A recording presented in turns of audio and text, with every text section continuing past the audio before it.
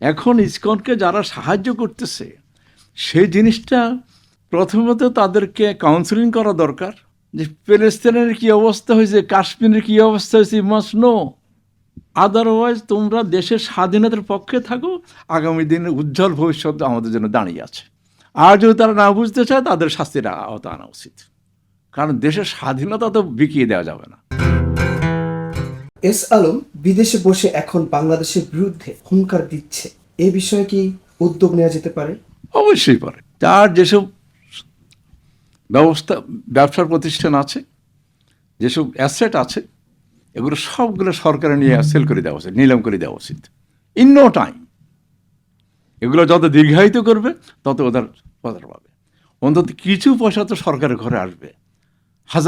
এক ইসলামী ব্যাংক থেকে বর্তমান ইসলামী ব্যাংকের এমডির সঙ্গে 85,000 কোটি টাকা উঠে নিয়ে গেছে, এবং তারা হাইকোর্টের মাধ্যমে ইনজাংশন আনছে যে তাদের বিরুদ্ধে কিছু লেখা যাবে না।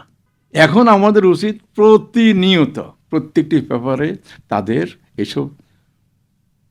ব্যাপারে এসব লেখা আসা উচিত, টেলিভিশনে তাদের ব্যাপারে কথা আসা উচিত, এবং প্রত্যেক নাগরিকের জানা উচিত তারা এই দেশের কতটুকু ক্ষতি করেছে। হাসিনার সঙ্গে আত্মীয়তার সুযোগে সামিট গ্রুপ বিদেশে হাজার হাজার কোটি টাকা পাচার করেছে, এইগুলো ফেরত আনতে সরকার কি কি করতে পারে? পয়সা আনতে পারবে না, পয়সা কিছু করতে পারবে সেই ব্যাপারে আমার খুব সন্দেহ। কিন্তু যাদের মধ্যে পয়সাগুলো পাচার হয়েছে তাদের শাস্তি দেওয়া উচিত। ব্যবসায়ীদের মধ্যে অনেকে ইসকনকে সহযোগিতা করে, তাদেরকে কিভাবে শাস্তির আওতায় আনা যায়? তারা স্বাধীনতা কি,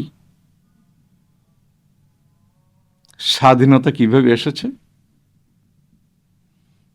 স্বাধীনতার মূল্যবোধ কি, আর স্বাধীনতা না থাকলে কি হয়, ওই জিনিসটা জানে না বলেই তারা সাহায্য করে। যেমন ধরুন, ফিলিস্তিনিরা যখন ইহুদিরা যখন ফিলিস্তিনের জমি কিনতে আসতো, ওরা লুকিয়ে জমি কিনত, আর তখন যারা ফিলিস্তিনের পক্ষে থাকতো তারা বলতো ওদেরকে এক রাত্রে উঠাই দেব। কিন্তু ওদের কেউ একজন ইহুদিদেরকে বলে দিত তোমাদের আক্রমণ করবে, তখন ওরা সরে যেত।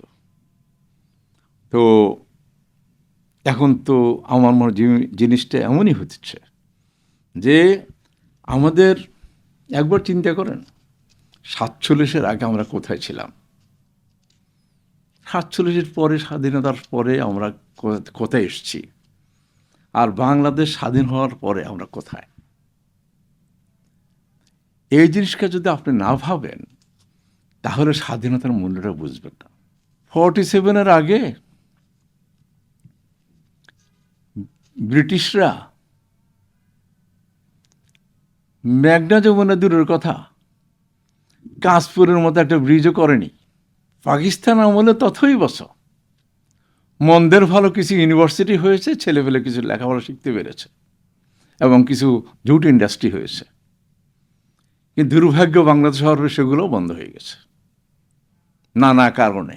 তারপরও দেখেন সেই 7ই নভেম্বর রেভলিউশন, মরহুম প্রেসিডেন্ট জিয়ার আগমন,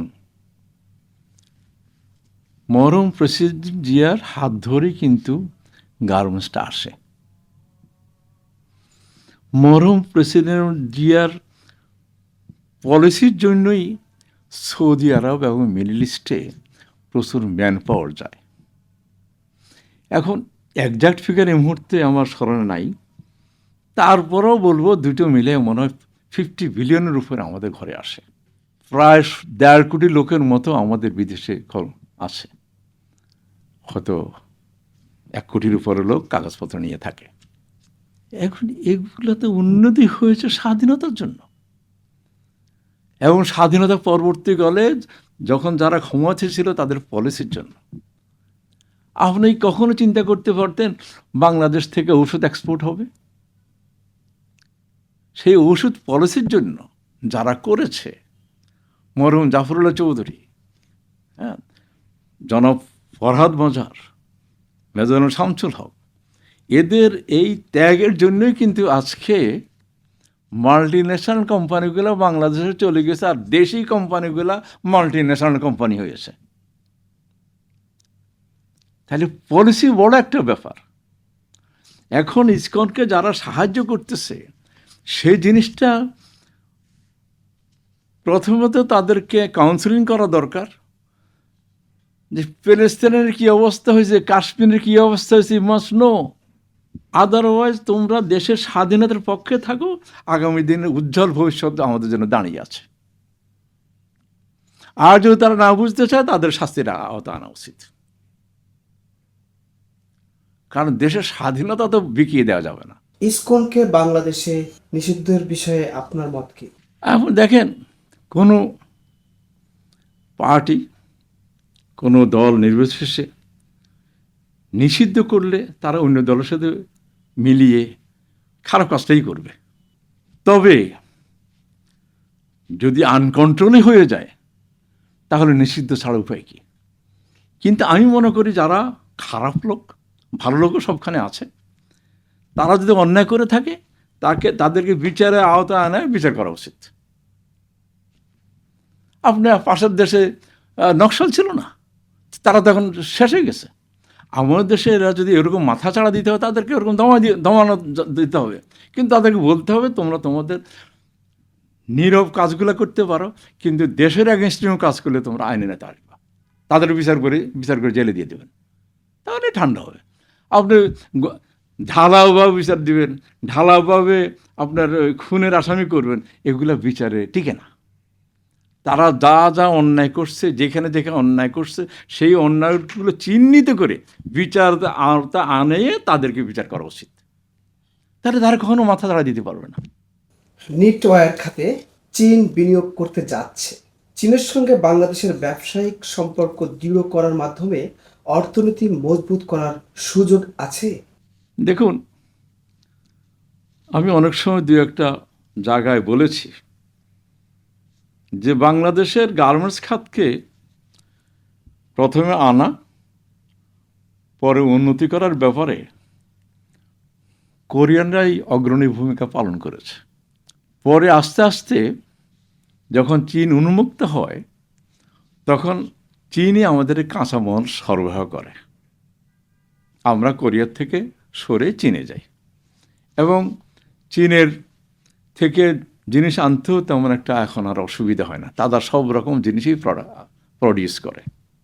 যেহেতু চীনের পার ক্যাপিটা ইনকাম বেড়ে গেছে, সেই হেতু তারা নেটওয়ার্কে কাজ করে আর প্রফিট করতে পারবে না, যার জন্য তারা তাদের ব্যবসাটাকে রিলোকেট করতে চাচ্ছে। এই ক্ষেত্রে আমাদেরকে তাদের আগ্রহকে সম্মান দেখাতে হবে, কিন্তু আমাদের স্বার্থ বিকিয়ে নয়, আমাদের স্বার্থ সংগ্রহণ করে তাদেরকে এখানে নেটওয়ার্ক ইন্ডাস্ট্রি দিতে আমার মনে হয় কোনো সমস্যা নাই।